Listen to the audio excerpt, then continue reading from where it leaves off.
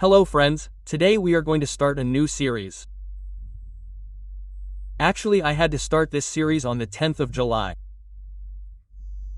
But my throat was a little hoarse. Due to which we are starting today on the 11th of July instead of the 10th of July. This is a series.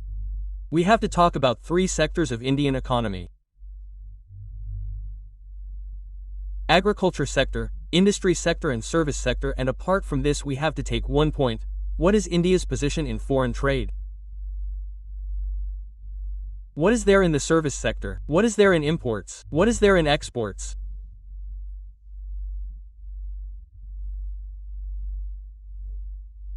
This topic is asked in the first paper of senior teacher, i.e. second grade, and in which about 5 to 6 questions come directly from agriculture, service industry and foreign trade.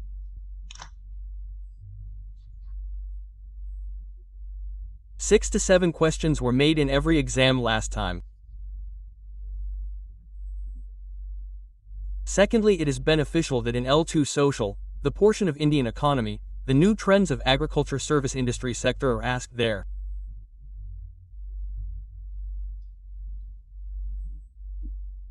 After that it works in your RS exam where in the economic segment, these national income trends are in the course.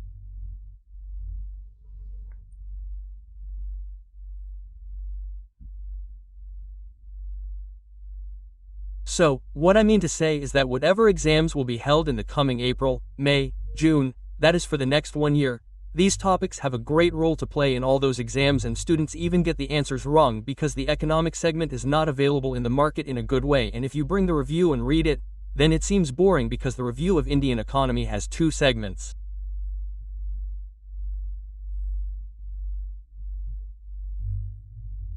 There are 2 parts. So reading so much and summarizing it because the figures are so many that it is difficult to understand which figure to leave and which figure to read. So because of this, there is a problem. So many students had told me that, sir, since I teach economics, the children had a request that, sir, if you look at the segment of current affairs and economy, then it will help us a little. So, thinking this, I planned that between the 10th of July and the 25th of July, I will take 10 to 15 classes and explain these 4 topics to you. And I will take a class in which we will also take a class on the schemes that the government is trying to take forward the agriculture, service and industry sector. So what kind of plan will this be? I will tell you a little bit about it in a broad sense so that you will have a feeling that yes, we are going to study it in this way. See, the first thing is that there will be 10 to 15 classes. My effort will be that I neither reduce nor increase it. Okay? First thing. Secondly, I will try to complete it between the 10th of June to July and the 25th of July.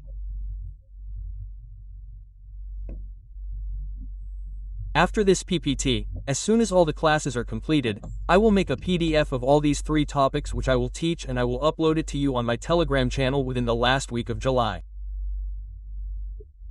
Okay? So the PDF will be on my Telegram channel, and you already know my channel. It is by the name of Dr. Ganpat Singh Rajpurohit. I tell the idea in it. There are many channels in my name. So there is only one channel which has about 1,45,000 subscribers. So from that you will know that it is my channel. You can search by name, and in the comment section, in its description, my link of Telegram channel is also given, so you subscribe to it there, and I will upload this PDF there when the classes are completed. After that I will convert this PPT into PDF so that you can print that PDF and read it comfortably. So this will happen between 10th to the 25th of July, and I will give its PDF only. I will try to finish 10 to 15 classes. So it will come in the last of July. So in PDF you know that after that there will be the month of August. So even if you watch a little for 2 to half an hour, you will be able to read the PDF well. If you have listened to the classes, you can also make short notes of it if you want. Then there will be no need to get the PDF printed. Because there are a lot of figures here in the economy, so of course when there are a lot of figures, we face a little difficulty in remembering the figures. So if we read this a little before the exam time, then these figures will also stay in the mind quickly, because when we read just before the exam, then figures are also remembered a little. Those which are read long ago are of no use. So these figures will give you benefit at the time of the exam, and after this you will ask me that, sir, apart from this, do we have to read something for the economy or not? Look, nowadays I neither say that we don't have to read, nor do I say that we have to read, because the market has become so complex that if I say that no, nothing else has to be read, only my study has to be done, then many people come at me with swords, and if I say that no and more has to be read, then another class comes who says that when there is more to study, then why should we study this? That is why I avoid saying all this today. But I will definitely say that as per my understanding, I took all the content as much as I felt was right, and I think that I must have used more brain than a student. It is certain because I have more experience than you, so I can think what kind of questions can be made. So I have used it on that basis. Now you think that no, I can use more brain than you. So if you have more experience than me and you have understood the pattern of RAS-SI better than me, then you can see. If you do not find it sufficient, then choose another one. Yes, if I were a candidate like you, then I would have studied only this much and left. Now you can understand from this indication whether you need to study something extra or not. I will try from my side that all the questions come to you. Even if you do not come to you, then it is not my responsibility. Why? Because it is the document of Economic Survey of India government. I am teaching according to that, so definitely the questions should come. This is my expectation, and I told you that if I were a candidate, then I would have studied only this much and left. So whatever I can do for myself, I am doing that much for you. I cannot give more guarantee than this. I can only give guarantee for the history that I have studied. I cannot give guarantee for these subjects. But the effort is that things should not go out. My experience till now has been like this. Okay, so these things will remain. There will be 101 classes and all this will remain, and yes, you should give a little response. Otherwise what happens is that then I am not in the mood. I work so hard, and after that if I don't get a good response from you, then I feel that why should I work so hard? What benefit do I get out of this? Okay, when I sit and see the children, then I feel a little that no friend, I should teach them. When I have the quality, time, little ability to explain and I am able to deliver it to you. You are able to understand my voice, my words, my expressions, then I think that why not get it done? Okay, my maintenance is only this much. So that's why I thought I should get it done. So you should watch it with great faith, and I hope that you will watch it well. I will not take live classes because there are many interruptions in it. There will be recorded classes, and I will try to take daily classes between 10 to 15, and if I am not able to take daily, then the class will be held on alternate days, skipping one day. I will get it completed by the 25th. Whether I get it done in 5 classes, 10 classes or 15 classes. I will get it completed by the 25th so that you will get time for revision. After that, the current segment is going on again. In current, I have completed 6 months in 12 classes. You must have seen that there is a playlist on YouTube. All PDFs have been shared. The booklet is also uploaded on Telegram. Today we will talk about this, and after these classes are over, the current series will continue on YouTube, and if there is any new plan, we will keep informing you on Telegram. Now we are starting this talk of today. Look, before I start the topic, I will try to explain a little more about what it is. Okay? Look, it is a little faded. It looks black. However, we will not use it much. Look, I am going to start the topic of the economy of any country. I am going to explain. If this color is not matching in it, then it must be matching according to me. This one is not matching at all. This one is also not matching. Yes, this is also fine. What kind of color have the children put? Let me look at it once, or I will wait for it once.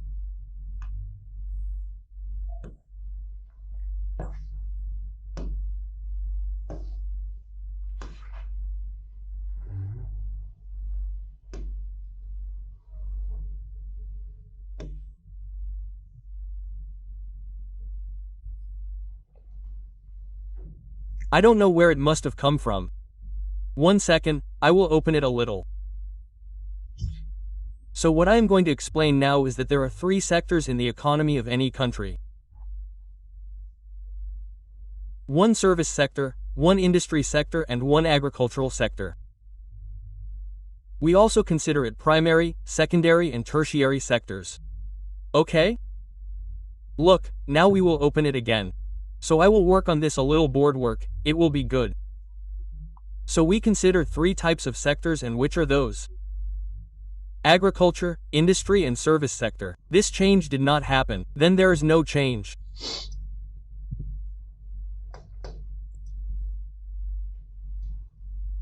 Well, it should have happened.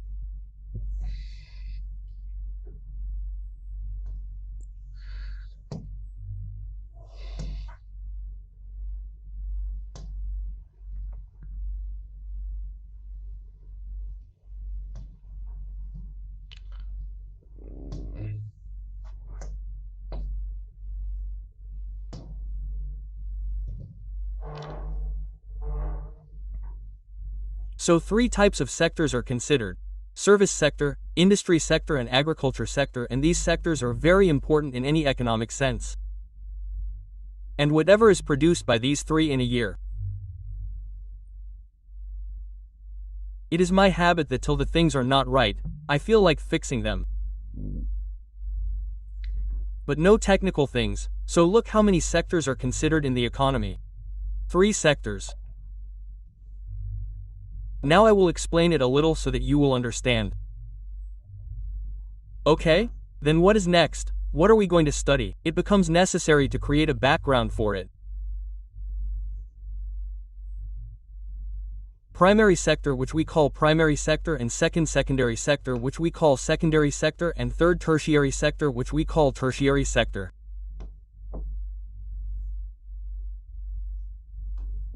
We divide all the industries of the entire economy into these 3 parts. Now see what is the difference between these 3. All the sectors that use natural resources are covered in the primary sector. They produce by using natural resources.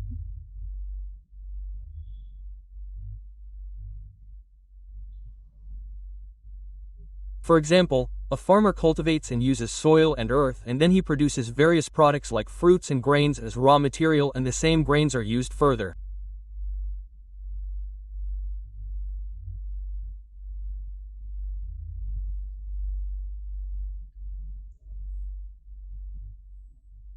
Or, for example, a fisherman uses the natural resource called water and does fish farming, or a cattle farmer, who rears animals in a way and uses all these byproducts like milk, curd and produces them, or a miner, who mines in the interior parts of the land and produces minerals.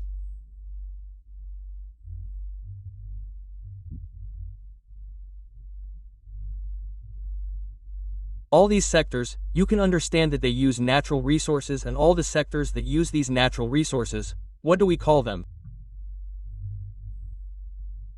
They are called primary sector.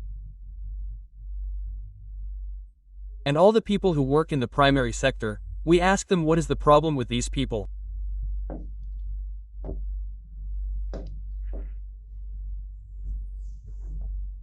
Now I did not do this. All the sectors covered under the primary sector use natural resources. These are also called red-collar jobs. What kind of job is it called? It is called red-collar, in which agriculture is the most important. Agriculture, animal husbandry, fisheries, all of them come under it. Many more. That is why it is called agriculture and related sectors. What is the primary sector called? It is called agriculture and related sectors. Agriculture and its companion, because animal husbandry also comes under agriculture. Fisheries also comes under agriculture. After that comes the secondary sector, which we call secondary sector. What do we do in it? In this, we always believe that the primary sector produces raw material. It produces raw material. Like wheat is raw material. Then when it goes to the factory and biscuits are made from it, then it is called manufactured goods. It is called manufactured goods. So the work of converting raw material into manufactured material is done by the industry. So, where do we put all these industries? We put them in the secondary sector, and what do these industries do? They convert the raw material produced by the primary sector into manufactured material. This adds value to the raw material. There is value enhancement. For example, rubber was cultivated. The production of rubber went to the primary sector.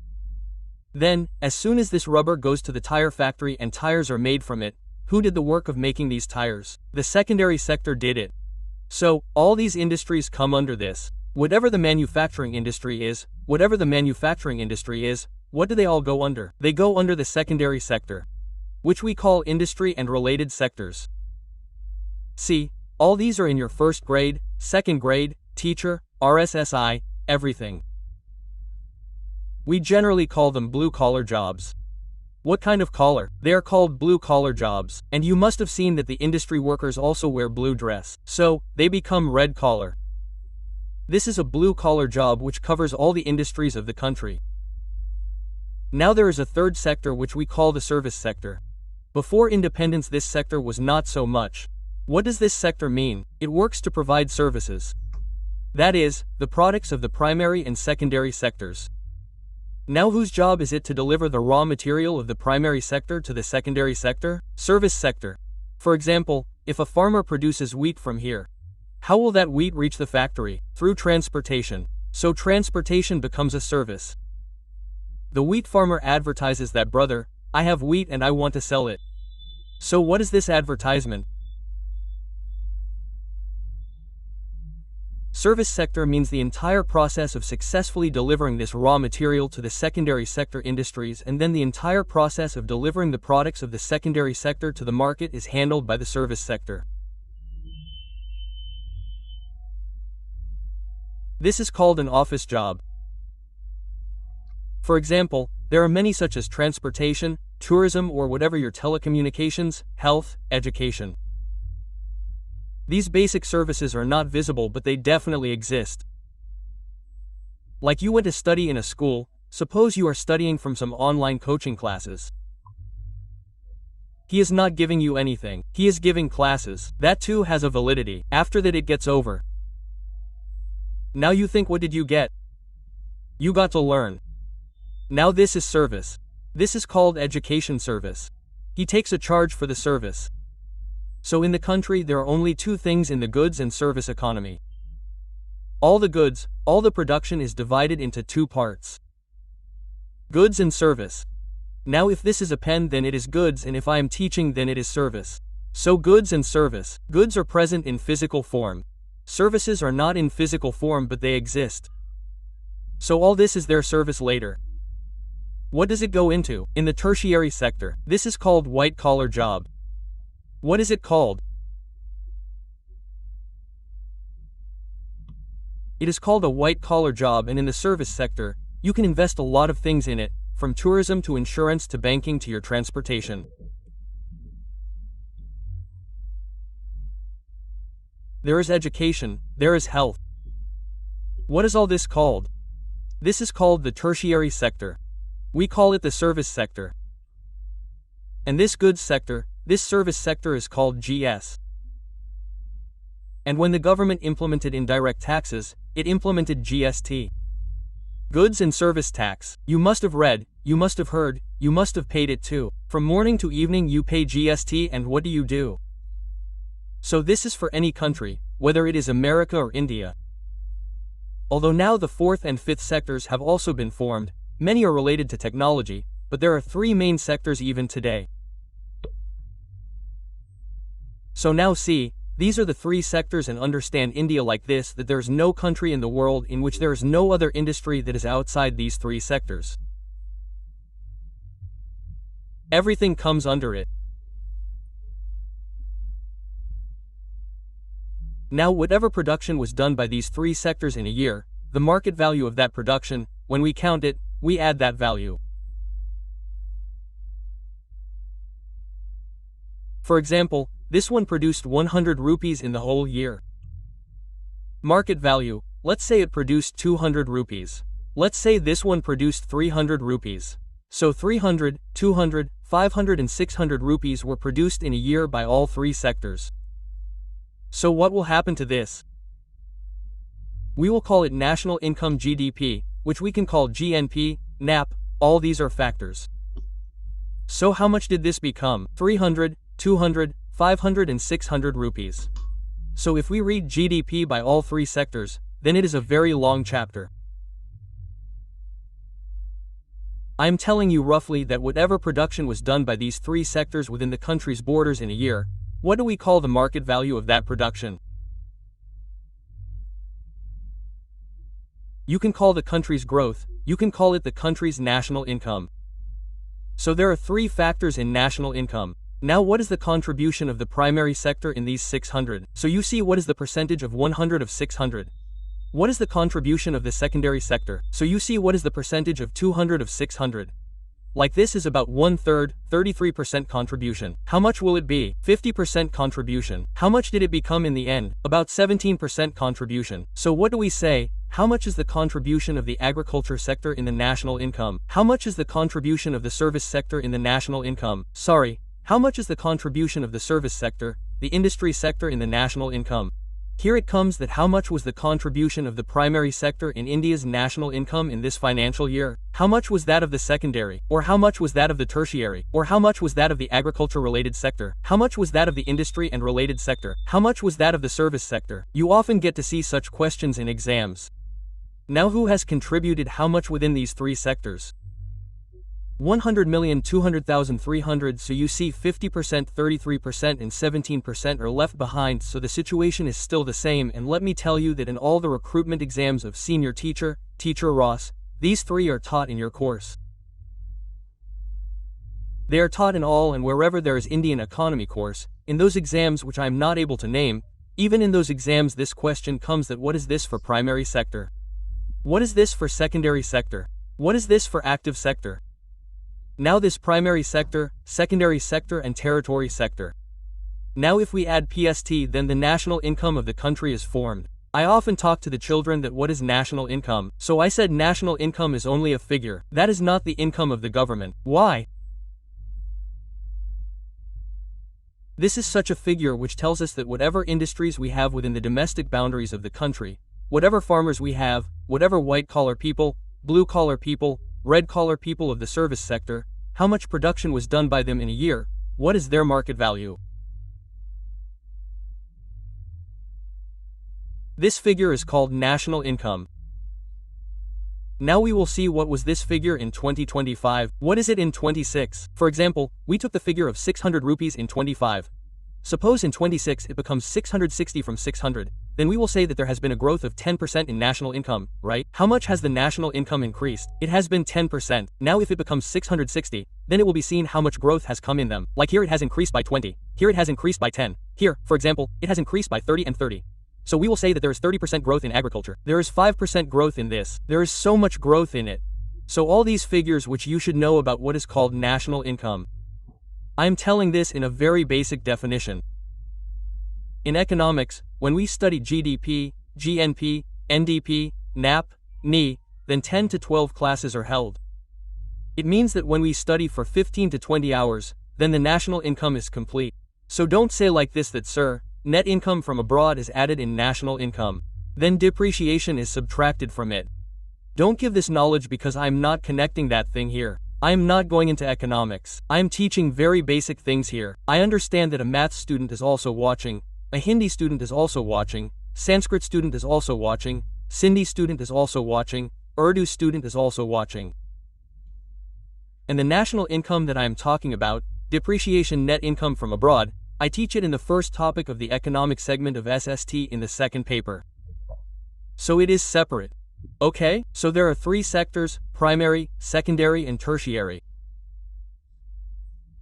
If I talk to you broadly about India, then the primary sector contributes about 16% to the national income of India. If we read further, I will tell you the figures and the contribution of the tertiary sector is around 50 to 55%. The figure that is written is according to this.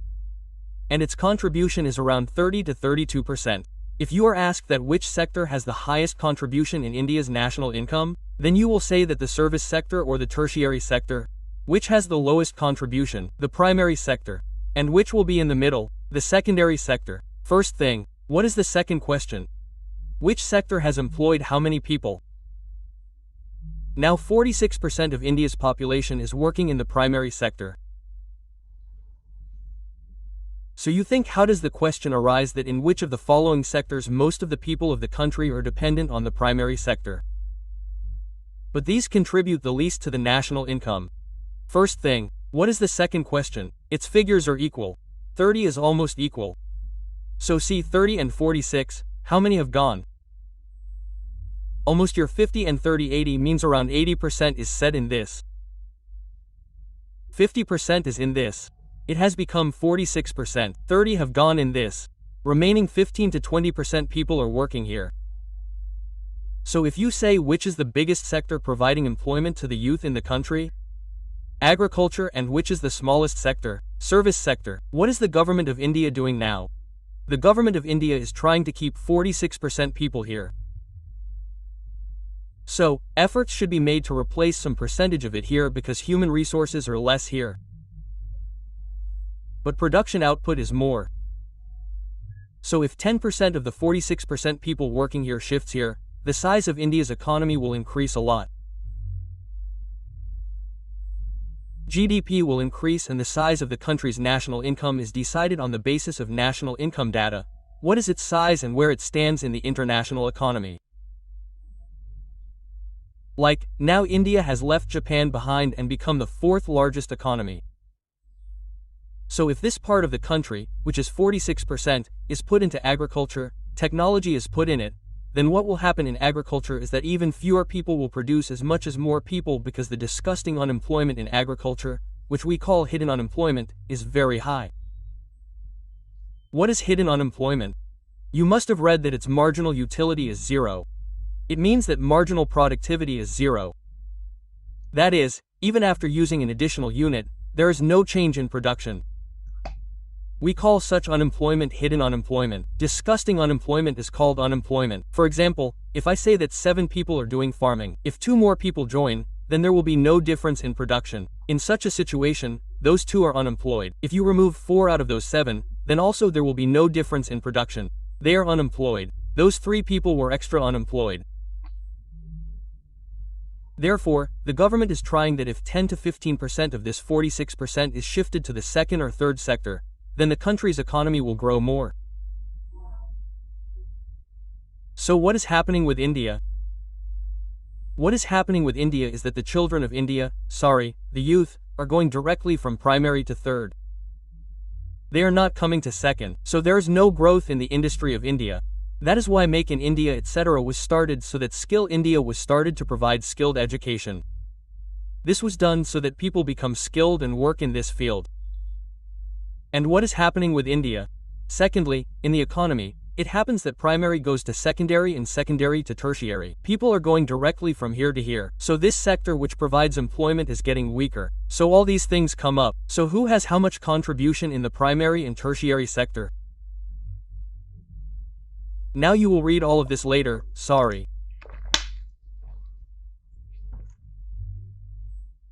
So look, now I think that you must have understood that there are 3 sectors in the country's economy. Primary, secondary and tertiary. And which industry is kept in which? Which is the red color job, which is the blue color, which is the white color. There is also a pink color job. In pink color job, there is such office where women dominate. Like if there are 10 employees and 6 of them are women, then it is also generally called pink color job. So these are 3 sectors, and we will study these 3 sectors later, and these 3 sectors are generally considered to be in the entire syllabus, wherever there is Indian economy in the course. So now we are starting the topic. In between we will read the basics, understand them, understand the words, and you should listen to it carefully, write it later, but try to listen first so that you understand it well. Okay? Economy is a subject to be understood. So if you understand, then you will remember that data well. If you keep skipping it, then you may face difficulty in remembering it. Let's start. So now we come to those data of primary, secondary and tertiary sector which are in our course, and these are updated data. These are new data. So first of all, introduction has been discussed. Look inside the introduction. You should especially pay attention to the things that I have underlined so that those things will be useful for you in the exam. Now see, the first point is introduction. What is the first word written in the introduction? Agriculture and related sector. Related means that the areas related to agriculture like fisheries, agriculture, crops, agricultural production, and now your animal husbandry, etc. are all called the related sector of agriculture. Agriculture has never disappointed India. Be it the Great Depression of 1930 or the subprime crisis of 2008, when the whole world was caught in an economic crisis, India survived. These are three such examples in the world. The Great Depression of 1929-30 had ruined the economy of the whole world. The subprime crisis of 2008 and the situation after the COVID situation in 2000 to 202 because all industries were closed during COVID. The entire service sector was closed. Only one sector was alive, and that was agriculture. The economy of the whole world went negative. But in India, agriculture went positive by around 20%. And because of this, agriculture played a big role in giving a jump to the revival of the Indian economy even during the COVID period, and the Indian economy did not go into depression. It did not go in 2008 and it did not go in 1930 either. When we read the Great Depression of 1930, there is a point in it that there were only two countries in the world which were not affected by that Great Depression. So, the first name that comes is Russia, USSR, and the second name that comes is India. Because we were not independent, but we were a country. Why did Russia survive? Because Russia did not have trade relations with Western countries. It survived. Why did India survive? India survived because of agriculture. Because at that time the stock market and the banking world were ruined, and India's majority population was in agriculture. In the service sector, the banking sector is still less. The Great Depression that came, India was not affected by it. Agriculture has saved us every time. Now I say one thing, that since independence, the contribution of agriculture in the national income is continuously decreasing, and the contribution of agriculture in the national income is decreasing, and the dependence of the people on the agricultural sector is decreasing. This statement is also correct. There was a time when 70% of our population was dependent on agriculture. Today it has become 46% and the population is decreasing. This is also right because the production is the same. Those people are shifting to secondary and tertiary sector. And the contribution of agriculture in national income is decreasing. Earlier it used to be more, now it is around 16%, but it has also remained stable for some years. However, this statement is not absolutely right, because in some years it has increased, it has also decreased. But if we look at it broadly, then this is what happened. The secondary sector has remained stable and there is continuous growth in the tertiary sector. Okay? Now let's talk further. So first of all, you should see this a little. You will understand well what I am explaining. Then if you read the PPT, you will not face any problem. If you read the PDF, you will not face any problem. So look ahead, instead of making notes, you should listen carefully, and I will also share the PPT. So you can see the PPT comfortably, and later I will give you the PDF. Then get it printed. Get the PDF printed. The PPT will be very large. There are about 100 PPTs. The PDF will be of 15 to 15 pages, maybe. Now see what is the condition of the agriculture sector. At present, the GDP means that, as I told you, the sum of the market value of the total production of all three sectors is the GDP. At present, agriculture means the primary sector contributes about 16% to the GDP. This means that this sector means what you have studied earlier. The board is troubling you today. What is its contribution? It contributes about 16%. Now how much is left? 84%. 84% is of these two. In this also, let me tell you that it has about 30 to 32%. Maybe it is not even 30% now. If we read the second sector further, then the figure will become clear in it. So, 16% contribution is of agriculture and 46.1% of the population is dependent on agriculture. Now this question comes directly in the exam, that what is the contribution of agriculture and related sectors in GDP? 16% means if the country's GDP is 100 rupees annually, then which sector is giving a production of 16 rupees in it? Agriculture is giving, and how much population is involved in producing this 16%? 46.10%. Now how much population of India is involved in agriculture and related sectors? If such a question comes, then you will say 46.10%, and this is the biggest sector, agriculture, in which most of the population of the country is involved. In this page only these 2 points are important for you. One more point will come ahead. It will be related to the growth of agriculture. You have to understand how much is the contribution in GDP? 16%, and how much population of the country is involved in producing 16% of GDP? 46.10%. Well, let me tell you one more fact in this. In these 3 sectors, there are many industries which are not registered. They do not pay GST, do not have GST number. Such sectors are not included in it. Like there is a shop in your village, or there are 20 such shops in the city which neither have taken GST number nor are they registered. Such shops are not considered in the secondary sector because they are not organized by you. That is the unorganized sector. The government is trying to get all the industries, all the shops, all the businesses registered so that our organized sector grows.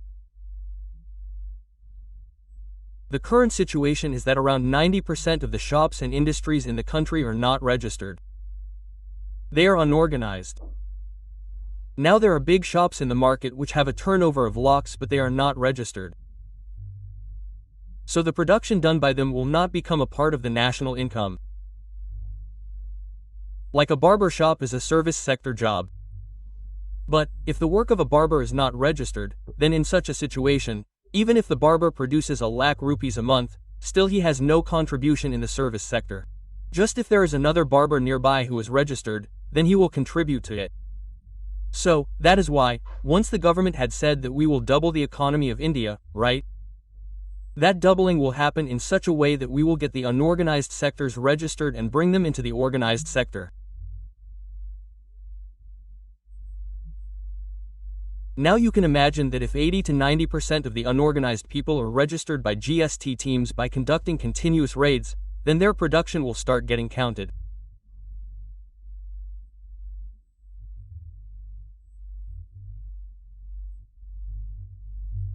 So you see, India's GDP, India's economy at this time, is around 4.8, not 8, it is more than 4.8, around 17 trillion American dollars.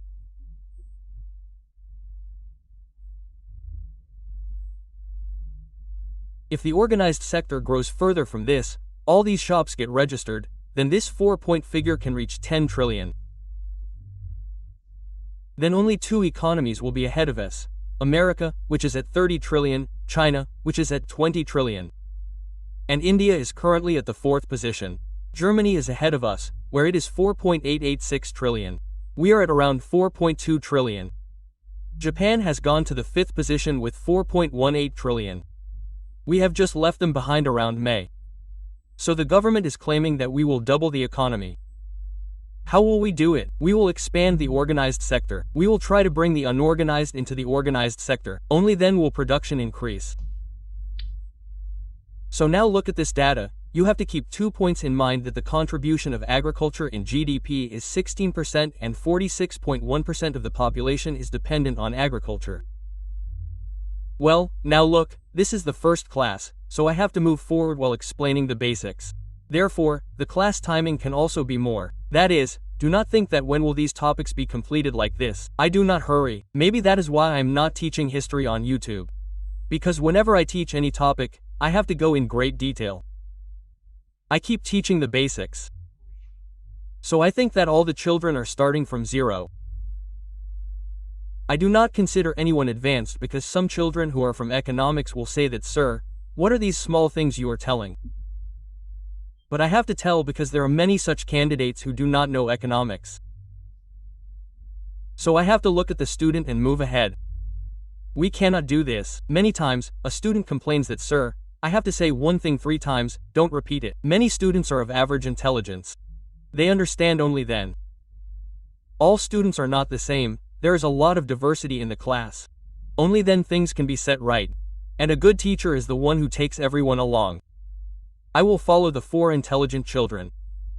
The rest of the class will be left behind and will not be able to give good results. Now see, after this point, the most important thing is that this statement comes in the exam. Which of the following statements is true or false regarding agriculture and related sectors? Now the first statement has been given here. This statement has been given that its contribution to India's GDP is 16%. The second statement has been given that 46.10% of the total working population of India is dependent on agriculture and related sectors. The third statement was that in the last 5 years between 17 to 23, despite many problems, Indian agriculture has seen an average growth of 5%. So now see how beautiful this statement is that from 17 to 23, strong growth was seen at an average of 5% annually. Now if you write 6% instead of 5 or writes decrease instead of increase, then the statement will be wrong. Now see, there were many problems in India, like the weather pattern was not favorable. Sometimes despite many problems, there was a favorable weather pattern in India. There were good changes in agricultural practices. The government also took steps from time to time. It is important to write this because there is an economic review. The government itself publishes this. So see, it is because of 72 circumstances that we got to see all this 5% growth. Now you see, understand this point. So this is very important. How does this statement come? How much growth was seen on an average in the agriculture and related sectors in Indian agriculture between 2017 and 23? So you will answer that we got 5% growth. What does growth mean here? It means that the production of 5% more value than the production in 17 took place in 18. The production of 5% more value than 18 took place in 18 to 19. If you see it this way, the annual value is written as annual. It has increased according to your 5% annually. So the production of 5% more value than the agricultural production of 2022 took place in 23. So this growth is very important. Now what were the reasons behind this growth? These 3 reasons which we told earlier were the weather patterns. They were favorable to us because the weather has a great impact on the primary sector. If there is too much rain, the mines get filled with water, then mining stops. Sometimes, animals get sick and animal production stops. In rains, excessive rain and drought conditions occur and crops get spoiled. Sometimes, it means that the crops get spoiled due to rain. Sometimes, it depends on natural resources, the primary sector. So, if the weather, monsoon pattern is not right, then you can definitely suffer losses in the primary sector. So, this was in our favor, it was our good fortune. Secondly, with time, there have been good changes in our agricultural farming patterns. New techniques have come in it. Good seeds of good genes have come. Many new techniques have come. So, new techniques always increase production, and then the government also takes credit for it that we have also started many schemes. This has also strengthened the farmers. So, how much growth was seen in agriculture due to these? 5% growth was seen. You have to remember this thing very well. The second fact is even more important, that the second quarter of 2025. Look, what does quarter mean? Quarter means a period of 3 months. There are 4 quarters in a year. This quarter will be counted in April because our financial year starts from April. So April, May, June is the first quarter, June, July, August, September is the second, November, December, January, and then February. I made a mistake in counting. April, May and June. The second will be July, August, September. The third will be October, November, December, and the fourth will be January, February, and March. So in the second quarter, the agriculture sector registered a growth of 3.5%. This is a very good figure, which is better than the previous 4 quarters. So in the second quarter of 2025, there was a growth of 3.5%. There was a change of around 2% in the rest of the sectors. In the 4, It was from 4 to 2% in the rest of the sectors. But how much was agriculture? 3.5%. You have to remember both these figures. So agriculture is growing continuously. This is a good figure. It is said that agriculture is growing at this rate. In the second quarter, it registered a growth of 3.5%. How much annual growth was recorded between 17 and 23? An average growth of 5% was recorded. Remember these figures. I have summarized it again. So 16%, 46.1, and what was the average growth? 5% when? From 2017 to 2023. So in the PPT till now, you have to remember these 3 points. I have put key points for this. You can take a screenshot of it. Now look, the same thing has come up again, that why did this happen? These were the reasons behind it. This becomes a normal question which you can easily attempt. Look further. Now look, when we are studying agriculture, it is certain that crops will also come in it, growth rate will also come. All things will come in it, but we have to move forward while understanding it with great accuracy.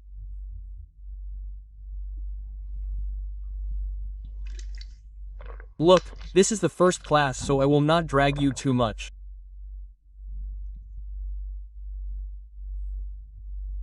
I will try to explain it in an interesting way and move forward. And if you don't like it, don't understand it, then after watching it, don't watch the next class. And why? Because when you don't understand it, I feel there is no need to watch it. There is no compulsion. Although it has never happened that children did not understand. But some people are suffering from ill will, then I would tell them not to waste their time. Read it from some other source. Those who have faith, who have belief in me, should read it well. You will not be disappointed. Now look, there is a Kharif crop. Which is Kharif? You know, the one that is sown in the monsoon. Okay? It is sown a lot in June to July, and then it is harvested in September to October with the return of your monsoon. So we call it Kharif crops. So there has been an increase in Kharif crops. How much has it been? 89.37 million lakh metric tons. This increase has happened here. So it is certain that if there is a growth of 5% in the country, then there will be growth.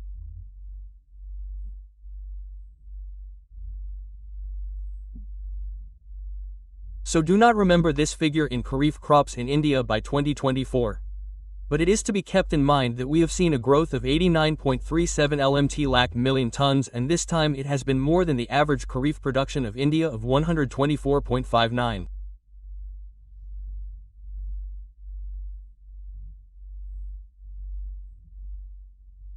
This grain is a good sign for food security because agricultural food grains are sown more in Kharif, and if there is growth in it, then it is always considered a good sign. And how much growth has happened? What does 89.37 growth mean?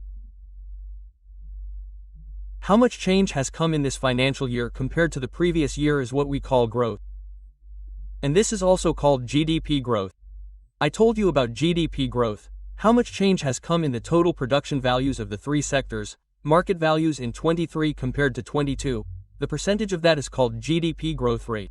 What happens many times, when I look at the newspaper, I often laugh. Once it was written that India's GDP is negative.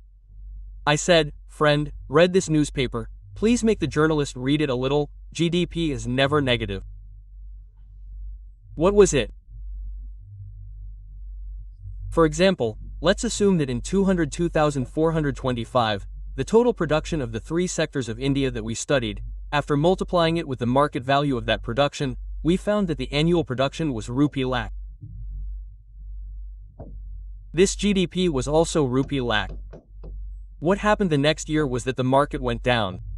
Agriculture was ruined. Some situations like this arose. Unemployment in industries. Why? When agriculture is ruined, the whole matter gets spoiled. What happened was that instead of a GDP of 5 lakh, let's say there was 4 lakh more, or say 4.5 lakh GDP. Now the GDP has become 45 lakh. What does this mean? That the growth in GDP in 25 to 26 as compared to 24-25 was negative growth. There are two types of growth. Negative or positive. It is positive when 5 lakhs becomes 5 lakhs 10. Negative growth means 5 lakhs becomes 4.5 lakhs. So in a way, you can assume that there will be a 10% negative growth rate. Now we cannot say that the negative growth rate means that the GDP has gone into minus. Going into minus means that 5 lakhs goes after 0. It went into loss there. This never happens. Even sometimes read in the newspaper that GDP has become negative. Yes, it is written wrong. The growth rate of GDP can be negative, and it also happens. It happens many times. It happened during COVID. We also had a growth rate of minus 6%. So now you will say, sir, how can the growth rate be in minus? This is the difference between growth and development in the context of the economy. Growth can also be positive, it can also be negative. Development will either stop or it will be positive. Development cannot be negative, it then becomes destruction. Right? So the figures can be positive as well as negative. Hence the GDP growth rate being negative. It does not mean that GDP is negative. Let us see further. So what is this growth rate? This time the growth in Kharif crops has been 89.37 LMT. Now let us see it a little, then 1 or 2 will come. After that we will finish today's point. Tomorrow we will grow a little more. Today we will keep a small class because it is the first day. You should understand things. What was the growth in agriculture in the last decade? This 5.23% growth in agricultural growth has also been the annual growth rate in agricultural income. So, a farmer, every year his income, agricultural income, on an average, suppose 1 year the agricultural income of a farmer was 100 rupees, then the next year he would have received 15 rupees and 23 paise. And if we talk about the whole country, then whatever economy in the country, the income from agriculture, that income has been growing at 5.23% annually for a decade. So income is increasing and the sectors other than agriculture have seen a growth of 6.24%. That means non-agricultural income is more, their growth is more than agricultural income. And if you talk about the whole economy, then if you take the average of both, the growth is 5.8%. So you will say that the income of the government is increasing. Because when does income increase? When taxes are received more. When taxes are received more. When production is more, trade is more, commerce is more. And when does it increase? When your money is good in the market, production is good. So now you think that suppose there is more farming. If production is more, then people's income increases. If people's income increases, then definitely people will demand more. There will be more demand. If people demand more, then supply will be increased from behind. If we increase the supply, all the units will work full-fledged. If all the units work full-fledged, people will get employment.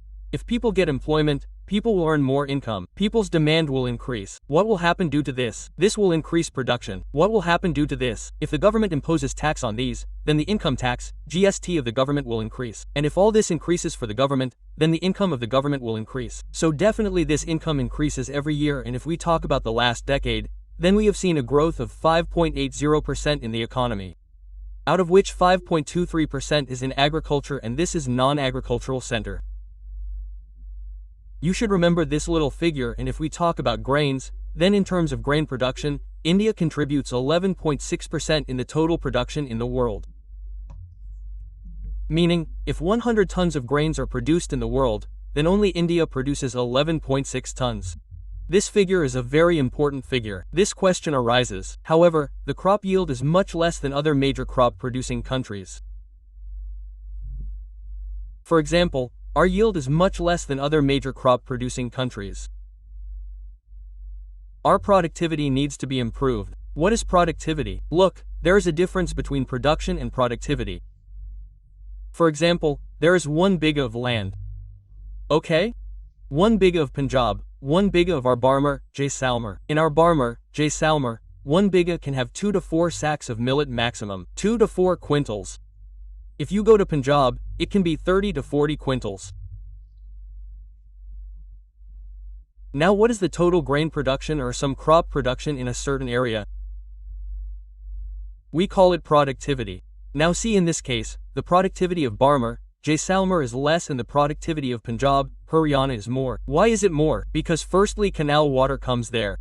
Secondly, due to the Green Revolution, they use fertilizers there. They use technology and they increase the productivity through these methods. This is not the case in Barmer region because water is needed for fertilizers and we do not have that much water here. So productivity means how much is the total production in a particular area. We call it productivity in that field. Now in terms of productivity, Punjab and Haryana are far ahead. The areas of Rajasthan are very weak. So he wrote that we need to work in this area. There are many countries which do not have as much area as we have. Still the production is more there because the productivity is more there. All these techniques are used in those fields. That is why more production is done even in small fields. Here, even in big fields, the production is less because we are still deprived of modern techniques. He has written this here. So our contribution is more. We have more farms than people. There is more cultivable land but the productivity is less. Due to this the production is less. In countries like Japan, the productivity is very high because every type of agricultural technique is used there. Okay? It is written in the crop sector that in the last 10 years, there has been a 2.8% increase in crops, fruits, vegetables, pulses. There is nothing much in it. Okay? Whose is this? This is of fisheries. There has also been a 13.67% increase in fish production. There has also been a 12.99% increase in livestock. There has been a 1.9% increase in oilseeds. You write down all these increases here. 13.67%. When is this for which period? During 15 to 23. 12.9799%, 1.9%. You have to see all these growth rates. Okay? If you see this growth rate in this way, then whose figures are these? These are your figures from 15 to 23. Why did you give from 15? Because the Modi government was formed in 2014. So what do these people do? They release the figures of their financial year. So the figures from 15 to 23 are before that Manmohan Singh's government was there. So it has not been included in these. Now what is this? This is the same point. The 3.5% growth is of the second quarter.